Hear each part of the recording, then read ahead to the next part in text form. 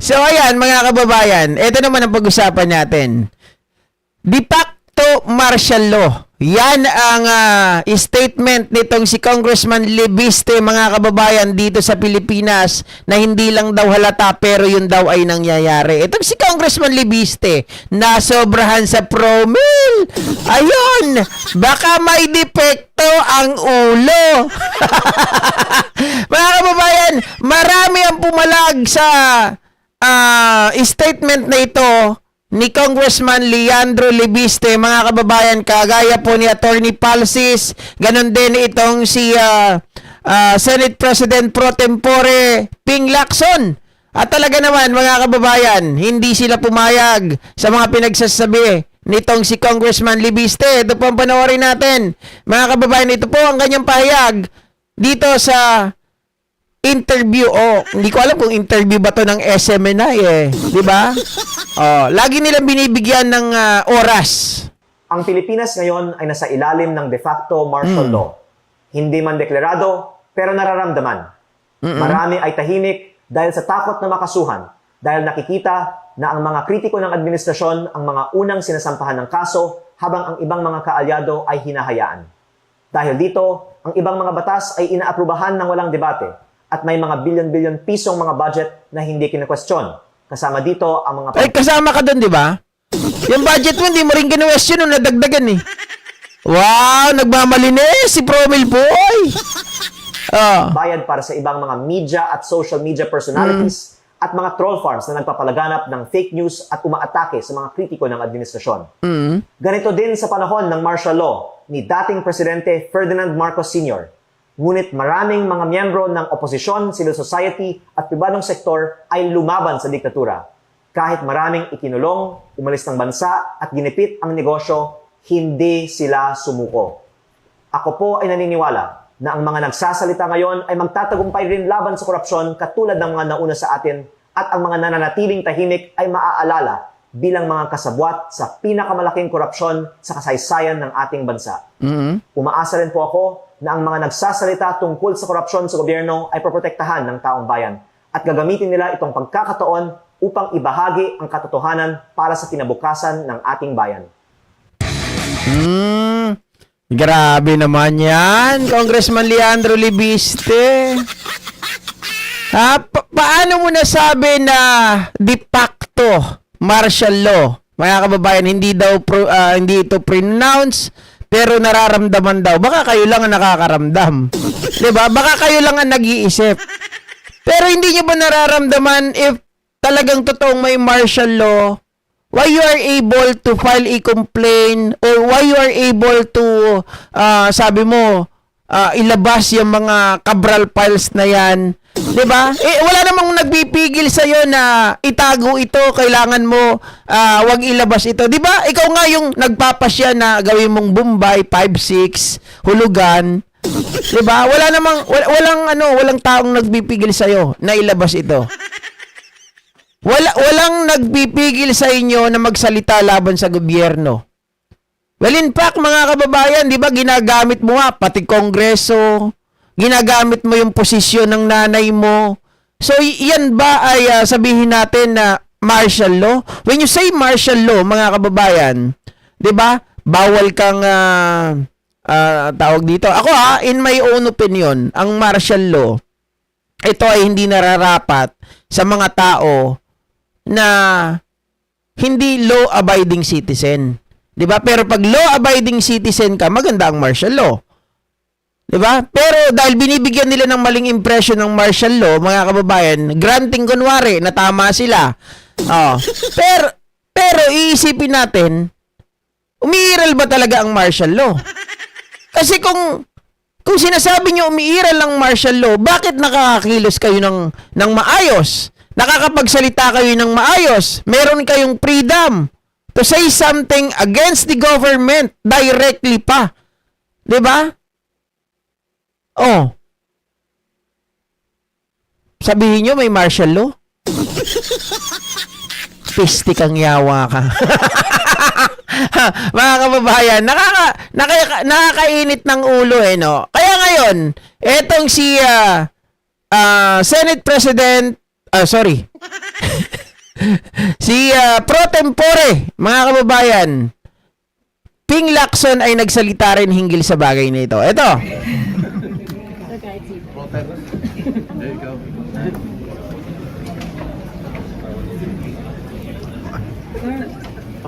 Ano na naman? Marcelo daw, sabi ni Tom Libeste. Siya tatanong. Pero kayo, sir, ganun bang nangyayari, sir, na yun? No, of course not. Of course not. Malayo. Malayo. I do not agree. Kasi Oo. namimigipit yung mga nagsasalita. Hindi. Wala akong nakikitang ganon. Alam mo yung... Di ba siya nga nag-file ng complaint? Libel. Kung de facto martial law, siya yung papailan ng complaint. Di ba? Ako, Oo, mga kababayan, 'di ba? Pag tama-tama yung sinasabi ni Lacson, nagets ko na. Si Claire Castro, mga kababayan, ay nagsasalita laban sa kanya.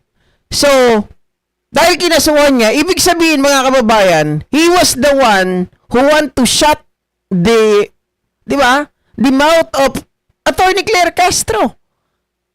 Mga kababayan, na gusto niyang ipabawi yung sinabi ni Attorney Claire Castro. So, ibig sabihin, wala talagang umiiral na martial law. Mga ka-GP Natics. Siya nakakapagsalita laban sa gobyerno, pero ang gobyerno, through Attorney Claire Castro, bawal magsalita against him. So mga kababayan, siguro kailangan niya nang i-cross-examine yung sarili niya. Diba? Cross-examine talaga. Merong mali sa utak niya. Sabi ko nga kanina, may depekto. May depekto ang impacto. Diba? Sabi mo may martial law, bakit nakakapagsalita ka against the government? Why the government can't do that against you? Bakit hindi pwede? Bakit kailangan mong sabihin, kakasuhan mo ng libel?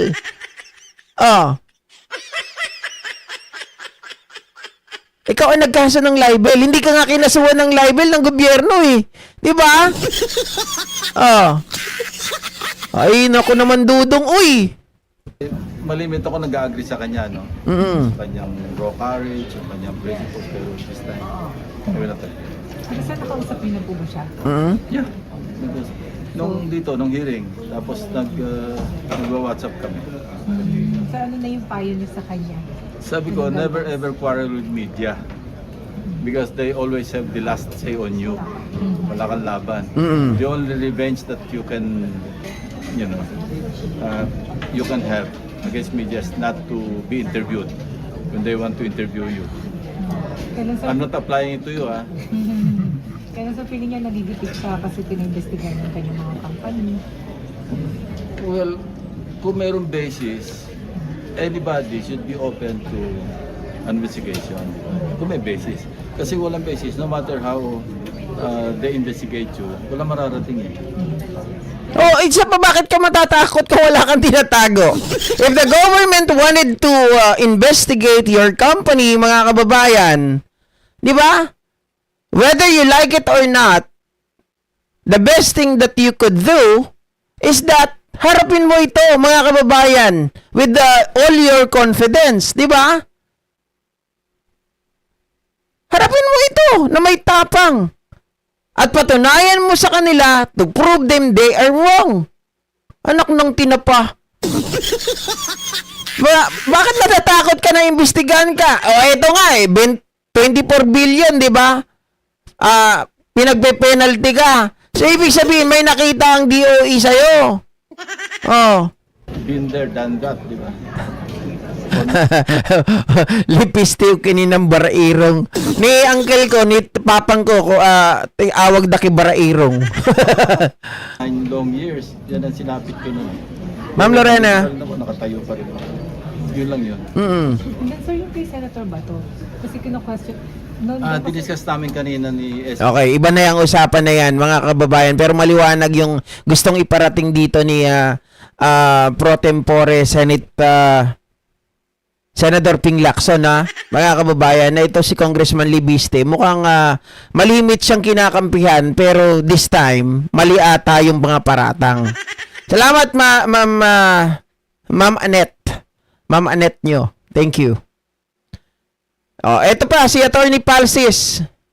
Congressman Leandro Leviste, dun sa report, de facto raw na nasa ilalim tayo ng martial law ang bansa at sa legal na pananaw, ano po ang tingin nyo dito sa kanyang sinabi? Posible po ba itong mangyari kahit walang formal na deklarasyon ng martial law? Well, that's ridiculous, no? From any standpoint, that is ridiculous. Oo. Una, walang seryosong human rights watchdog or mga martial law survivors that echo his sentiment. Siya ang pinakaunang nagsasabi niyan and wala siyang basis. Kasi for him to say that, dapat siguro tumingin muna siya sa lente ng mga martial law survivors, yung mga tunay na biktima ng martial law noon. For him to be able to say that. Paano naman kasi Attorney Palsis? At that time, mukhang si Promil, ano pa to, mga kababayan, ginagawa pa lang. Hindi pa nabubuhay sa mundo to. Tingnan natin para sigurado Kailan ba pinanganak si Congressman Leandro Libiste, mga kababayan? Leandro Libiste. Sorry na, hindi ko kasi nakakuha kanina Nakalimutan kong hanapin ito. Kapanganakan.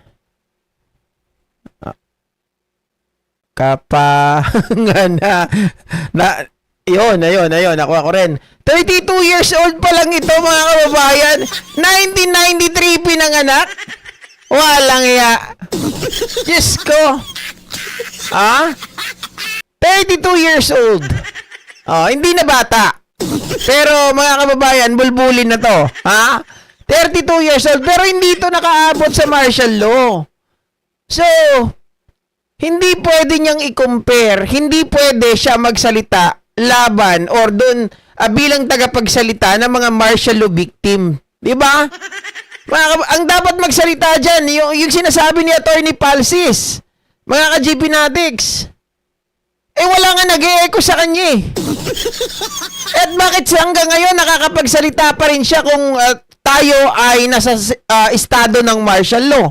Mga kababayan, dapat itong alam niyo yun, pagdugtungin nyo na lang yung sinasabi ni Saldico, ni Attorney Paras, kung tayo ay nasa ilalim ng martial law, would you believe makakapagsalita ka pa? Diba? Di dapat binarahan na yung bunganga mo. And walang nagsasabi na ganun. Lahat ng mga human rights watchdogs, of course, hindi pa din nawawala ang iilan ang mga ibang human rights violations kahit sa ilalim ni President Bongbong Marcos. 32 na yan? Bakit parang kulang-kulang? Ay, guys, ayoko maging baka masyado tayong maging ad hominem Ayoko magsalita, babasahin ko lang yung komento nyo. Baka kasi sumobrahan ako dito sa panlalait dito sa mamang to Diba? Basta alam ko may defacto. May defecto. And alam naman natin na yung tatay niya was credibly accused and there were credible cases of torture, human rights violations, salvage, etc. Kaya sabihin mo daw yan sa tatay mo. may batas May batas tayo on compensation for martial law victims.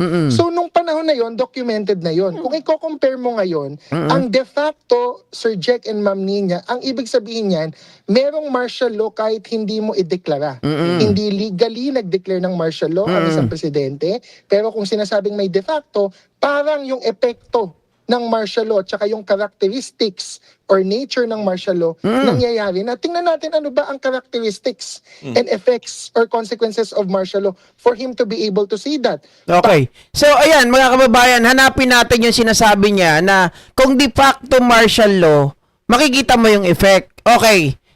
Nakikita natin, mga kababayan, kung ito ay martial law, Congressman Leandro Libiste, bakit ang mga kababayan natin they can go dyan sa kalye, sa lansangan, at makapag-rally 'Di ba?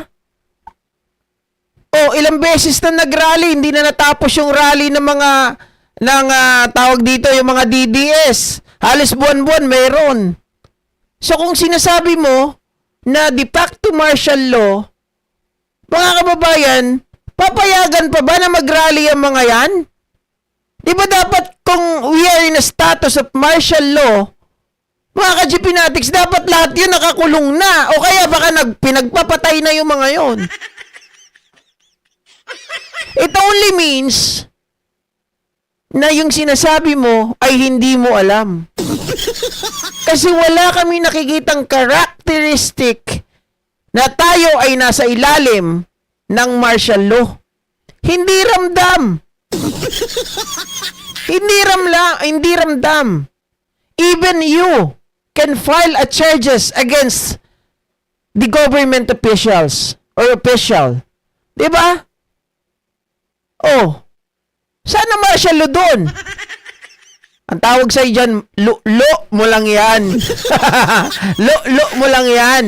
Oh. Para bang nung panahon na yon nasa silence ang mga kritiko? Yun ang number 1 accusation niya. Of course not. You have Leandro Leviste. Alam mo, Leandro Leviste, masasabi ko pa na parang ang martial law nung panahon ni Duterte. Bakit kanyo? Oh, 'di ba? Yung mga victims, sabihin natin sila ay gumagawa ng krimen. Oh, mga kababayan, are they able to tawag dito to defend themselves? Hindi. Pinapatay agad. 6 feet below the ground agad. Papakain sa tulya, sa talaba. 'Di ba? O kaya naman ibabaon sa lupa. Ay, yun. Ang pwede pa natin masabi, although hindi pa rin, mga kababayan. Pero mas malapit pa yun sa martial law. Himself, you have Kiko Barzaga, Oo. you have Toby Chanko, you have DDS bloggers saying everything that they want to say. And we have to note, yung mga DDS bloggers, lahat ng mga gusto nilang sabihin ng masasama. Ako, I am not a supporter of President Bongbong Marcos. Everybody knows that. I'm also anti-Marcos. But the DDS bloggers, the way they say it, yung accusations nila na let's quote them, no, hindi to sa akin, bangag, yung mga iba pang grabe yung mga salita nila. Hindi ko na nga maulit kasi talagang grabe. They're allowed, they're free to say that, and nobody's filing cyber libel cases against them or inciting to sedition kung mga political opinions lang, like bangag, ganyan, kahit masasama pa yung mga salita. Kung ang sinasabi nila... Hindi lang bangag, attorney. Ang sinasabi pa, nakikipag-orgy pa daw. Etong mag-asawang, di ba? Si First Lady at si Pangulong Bongbong Marcos. Tingnan nyo naman.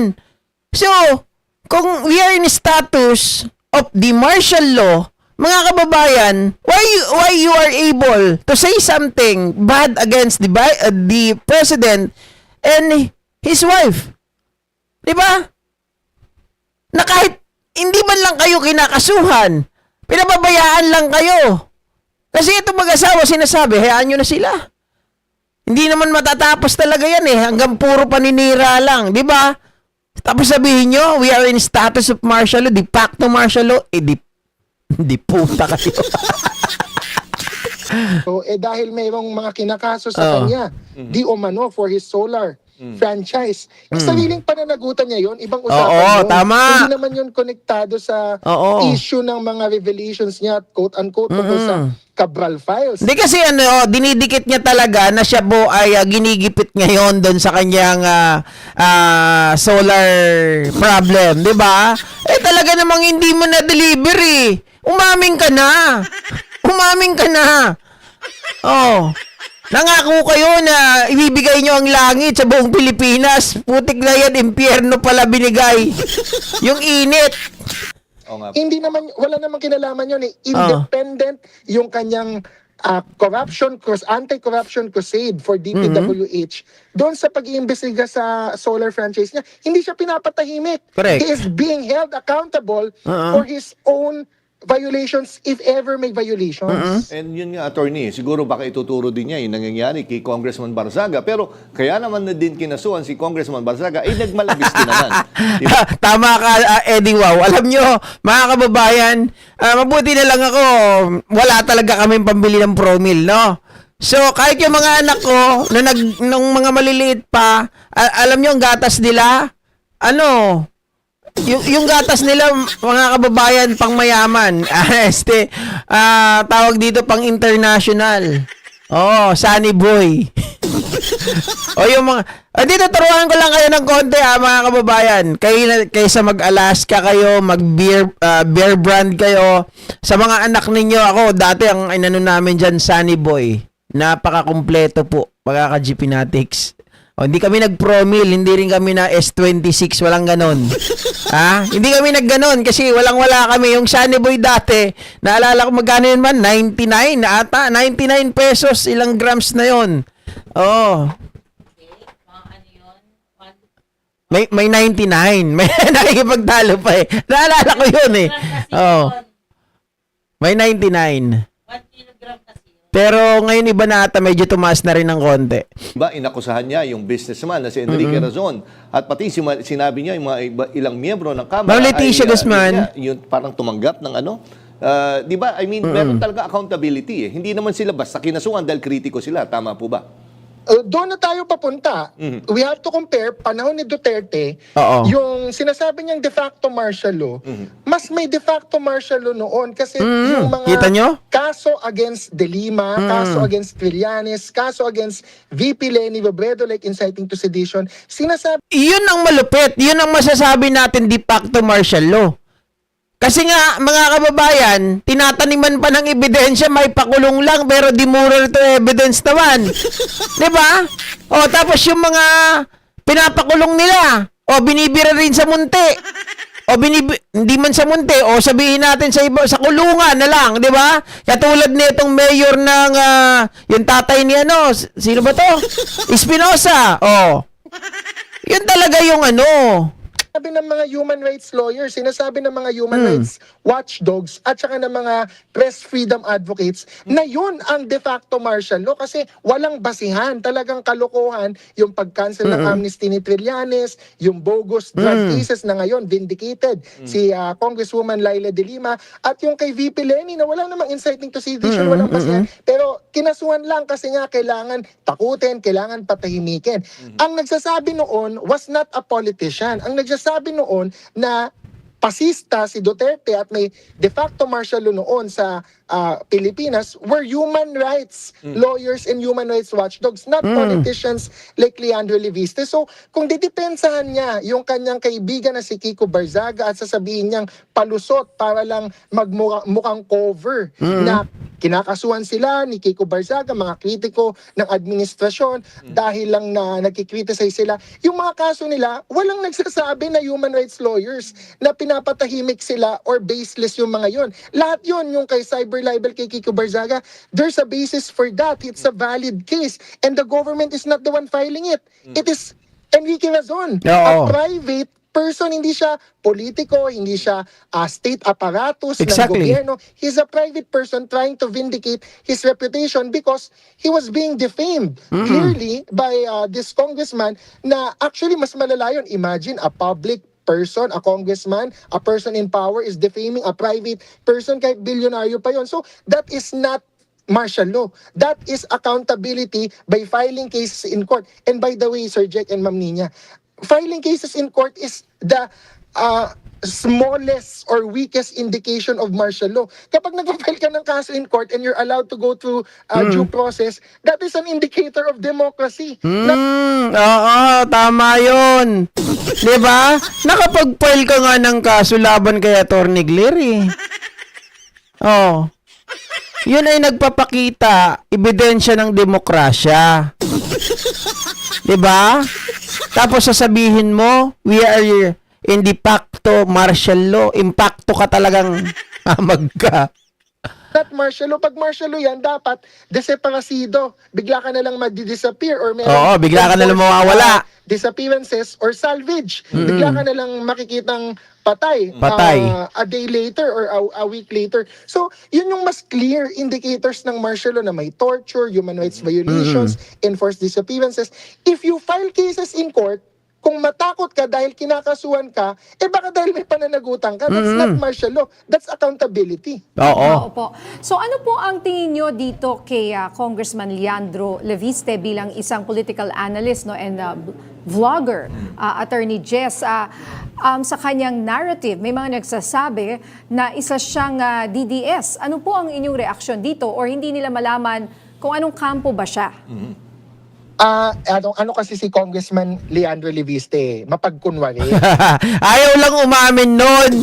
Pero maliwanag naman di ba, sa kanyang mga pananalita that the best president daw si Digong. DDS talaga yon. Kahit si Loren, DDS yun. Diyos ko, mga kababayan. Kaya lang, hindi nila pwedeng sabihin na they are DDS directly, mga ka-GPnatics. Alam nyo na, mga ano yan talagang nililigtas nila, no? Yung kanilang political,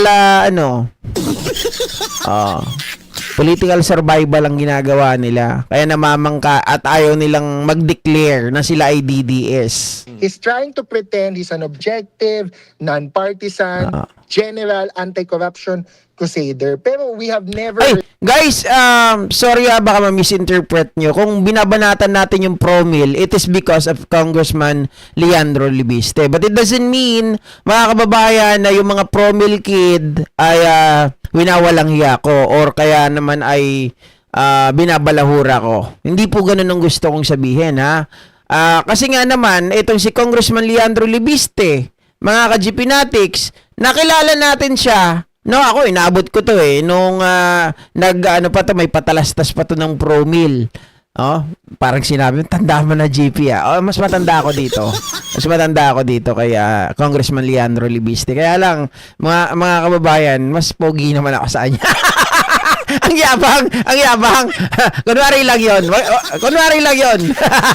Kunwari din nyo narinig heard him criticize and expose the corruption and condemn the corruption of the Dutertes, from the father to Sara Duterte. No, may extrajudicial killings, crimes against humanity. Meron ding confidential funds, ghost employees. We have never heard of that. And then yung sasabihin niya, hindi pa siya congressman noon. Pero ngayon, nagkakabral files siya. Pero hindi niya sinasabi may insertions din ng mga Duterte. On record, he has said the Dutertes have no budget insertions. And yet, when another media outlet, not your media outlet, exposed certain quote-unquote DPWH leaks, meron nakalagay doon, 1 billion insertion, Mayor Sara Duterte. When she was not a legislator, she was a mayor in 2020. Wow, mga kababayan, ngayon ko lang narinig yan Bakit ganon? Sinasabi na wala daw insertion ng mga DDS, pero mga kababayan, nagtataka tayo, Mayor si Sara Duterte, meron palang insertion? Wow Mayor pa lang noon, may insertion si Sara? Malupit! Panis na promil ang binigay kay Leviste kaya nagkaganyan. Okay lang ka, promil ang gatas ng aking dalawang anak noon. Medyo mahal din bumili ko dyan noon. Nag-stock for 10 days. Okay. Pugi. Davao City Mayor, may insertions. So, yung mga ganong exposes, he has never said Rani anything Shera. about the Dutertes.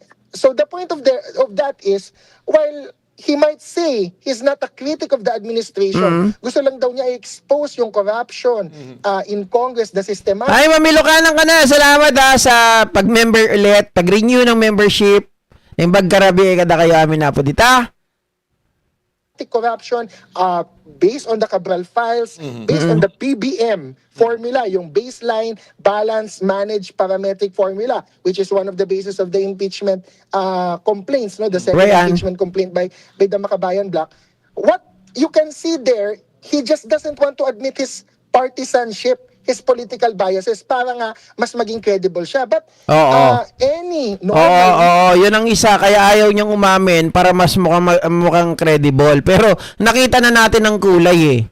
Nakita na natin ang kulay. Very selective din. Kapag administration, mga kababayan, nilalabas. Pero pag Duterte, ayaw. Kaya nga ang tagal lumabas ng kanyang files ng kanyang Libiste files. Kasi mukhang muna, inedit muna hanggang mawala yung mga pangalan ng mga Duterte. Nilinis muna ba? reasonable person can see that he has not said anything about the Dutertes and he has only revealed, quote-unquote, corruption under this administration, which is, it seems to be his goal is, for this administration to be replaced or to be removed. Because by saying de facto martial law, ang ini-imply niya, kailangan lumaban na yung tao. Oo.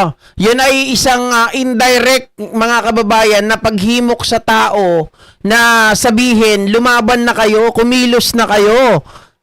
Sobra na yung korupsyon, di ba? Tayo ay pinatatahimik na. Laban sa gobyerno, hindi na tayo binibigyan ng pagkakataon na magsalita laban sa kanila, ganito ganyan. Gobyerno kasi de facto martial law. And by the way, ako as a private citizen myself, not as a political analyst, I would absolutely support defending democracy if there is a de facto martial law. But there is none. People are free to criticize and call the president the worst names Bangag. and file cases like impeachment complaints against the president. Nobody is being stopped. The third thing I have to point out here before you guys ask, no, sorry, ang dami nating opinion lang po. dito and analysis. Makikita nyo na kaya din siya nag-statement na may de facto martial law, the exact and most recent connection for that, the impetus, bakit niya naman nasabi yon, is walang third impeachment complaint. Yung grupo ni na Mike Defensor at Chavit Singson. We have to connect na ang sinasabi niyang pressure at pagsasilence sa mga critics, umatras yung... Oo. Teka, yung pag-atras nila, mga kababayan, it is not because they have been stopped, 'di ba? By this government. Sila yung talagang umurong. Yung mga bayag nila ay nag-urungan. Hindi ko alam kung bakit, 'di ba? Mahaba yung panahon nila para mag-file sila ng complaint against sa PBBM. Pero hindi po nila ginawa yun. I don't know kung ano ang reason nila. Tapos ngayon, gagamitin yon as their narrative or as his narrative na mga kababayan, pinipigilan ang pagsasalita. Wala naman pumigil sa kanila. In fact, yung unang pagpunta nila doon, wala yung Secretary General. Kaya pinababalik sila ng mga susunod na araw na kapag nandun na yung Secretary General. So, anong problema doon? Di ba? Si Congressman Libiste talaga, advance. Congressman na dapat mag-endorse doon sa third impeachment complaint. And ang palusot ngayon ng third impeachment complaint group, sina Mike Defensor and Chavit Singson, nagtawag nila sa kanilang group is People's Impeachment, which is a plagiarized term from the People's Impeachment Movement ni Cielo Magno last year, no? We have to note, kaya niya sinasabing de facto martial law kasi umatras yung congressman na mag-endorse sana ng third impeachment complaint against BBM, but that's not martial law. Naduwag lang yung congressman. Siyempre, Totoo. there are always Totoo. political pressures Oo. and there will be political costs on Ganito yan, guys. Ganito yan. Yung sinasabi dito ni, I don't know, hindi ko talaga kilala kung sino yung mag-i-endorso But, mga kababayan, kung iisipin natin, umatras daw di umano. Kasi, meron dyan 3 Duterte. Si Omar Duterte, basta 3 Duterte yun nandyan. Okay? Hindi ko kilala lahat, mga kababayan. 3 Duterte yung nandyan sa Kongreso. Meron pa silang mga kaalyado dyan. Nandyan si Gloria, nandyan si Ungab, sino pa ba? Basta marami din. Mga nagpapanggap lang yung iba, pero iba bold. 'Di ba?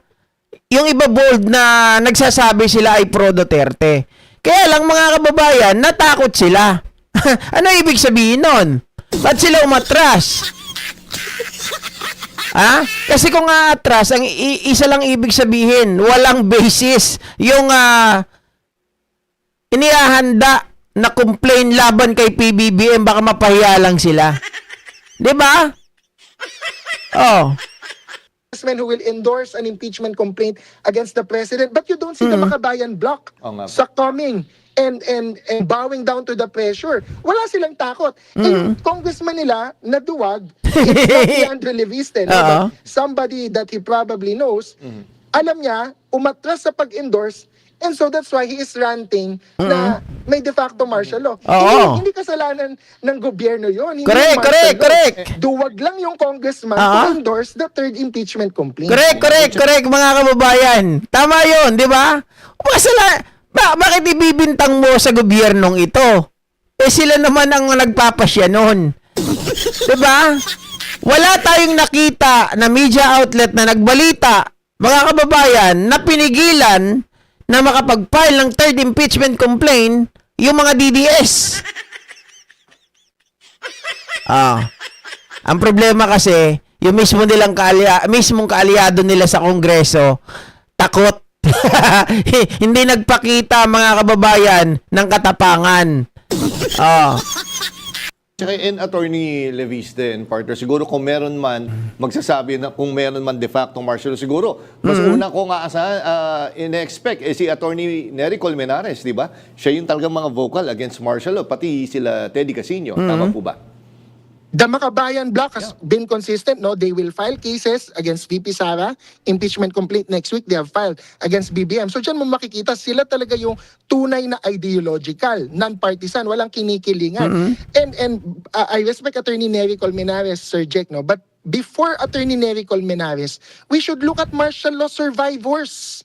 We should look at the claimants nung sa Human Rights Compensation Board na mga biktima ng martial law na nakapag-claim ng compensation because legally they were deemed and they were assessed based on evidence na totoong biktima sila ng martial law. Kung sila, wala silang sinasabi na may de facto martial law, why should we listen to a politician na may partisan bias? Yun nga po dahil sabi ko, sa panggagalingan siya pa talaga yung, Tsaka pero ito rin, napansin ko rin nung huling Senate Blue Ribbon hearing ay parang kinontra ni Senator Marcoleta itong si Leviste na parang sinabi, hindi ka naman credible para mag-validate niyang Cabral files. So ano po ba to? Pasok na ba siya talaga sa circle ng mga DDS or ano ho ba yan? Kunwari lang po ba na Baka kunwari lang yun si Marcoleta. O kaya naman si Marcoleta, mga kababayan, ano lang yun, kumakambyo. kinontra siya ni Marcoleta or ano ho ba yung nakikita natin? Well, one, a broken clock is correct twice a day. So even Senator Marcoleta, who is wrong on restitution and other legal issues that he says this should be, pero mali siya, na-prove na yan ni na PG Fadulyon, tsaka ni na Ombudsman Boying, he can be correct on this, no? Tama talaga yung sinabi niya na Congressman Leviste is not competent to release and authenticate the Cabral files because it's not part of DPWH. But that is not to say hindi sila quote-unquote in the same block Page. or in the same group because their motivations, you can clearly see, is to defend a certain group and attack another group. It's just that on that issue, hindi sila nagkakasundo. Maybe Senator Marcoleta also agrees that it's not proper for Leviste as a legislator to get the files from the executive. We have to note here, no, this is even if I strip myself of personal bias, objectively, there was a violation of separation of powers there. You had the congressman, part of the legislative branch, getting files from the executive branch, the DPWH, without going through the proper channels, like subpoena, like requesting for files, like hearings in aid of legislation. Yun yung mga normal processes. Ang ginawa niya, personal capacity, although he's a congressman, he went there and he got the files even though parang napilitan lang sina Yusek Cabral noon. He's saying may consent. But Sec Vince Dizon has always consistently reiterated for the last 3 weeks that the files were taken by force. So that's a violation of separation of powers. All right. Kita nyo mga ka-GP Natics kung may martial law, de facto martial law tayo, paano mo nagagawa yung mga bagay na yon? If Secretary Vince Dizon, mga kababayan, ay very consistent doon sa kanyang sinasabi, 'di ba? Sabi ni Attorney Palses, consistent siya for the past 3 weeks na sinasabi ito ay nakuha by force. Mga ka-GP Natics, sa martial law ba, 'di ba? Sa martial law ba magagawa mo 'yan? Hindi siguro, 'di ba? Kung may martial law, paano mo magagawa 'yan? Na kumuha ka by force ng mga bagay na gusto mong kunin. 'Di ba? Malayo sa katotohanan, mga ka-GP Natics. Halatang halata na itong si Congressman Leandro Leviste ay peste talaga. Peste talaga. GP si Omar Harold at Pulong. Oo, tatlo sila, no? Tatlo. Salamat, Mama Ardayana. Pero, yun, tama nga ako. Tatlo sila dyan ng mga Duterte sa Congress. Pero, may nagtatanong dito, bakit si Aling Maliit daw hindi niya inendorso ang impeachment kay PBBM? Simple lang. Si Gloria, hindi yan lalaban ng harapan. Okay? Si Gloria ay kumikilos, mga kababayan, kumbaga parang isang shadow. Nasa likod lang, nasa dilim. Yan ang style ni Gloria. Hindi siya, mga kababayan, hindi siya magiging brazen para sabihin niya that she is against the government. Mga kababayan, again, sa politika, para magkaroon ka ng advantage, huwag mong ipapakita yung tunay mong kulay. Kailangan magmukhang nasa gitna ka lang. At kung sino yung nasa power, mukhang kakampi ka nun. Ipapakita mo that you are, mga kababayan, a follower dun sa mga taong nakaposisyon. Hindi mo pwedeng sabi, di ba parang ano mo na yun, parang nagtampo ka sa bigas, ganun ba yun? Ganon, di ba? Parang nagtampo ba sa bigas na idideklara mo na you are against the government. Di ba? Hindi ka magpapaka-brazen, hindi ka magpapaka-bold na sabihin mo yun. Oh. Tama, play safe. Oh. Kumikilos ng pagapang. Sa dilim nga. Sa dilim. In short, backfighter. Tama kayo lahat dyan. Di ba? Tagagatong. Oh.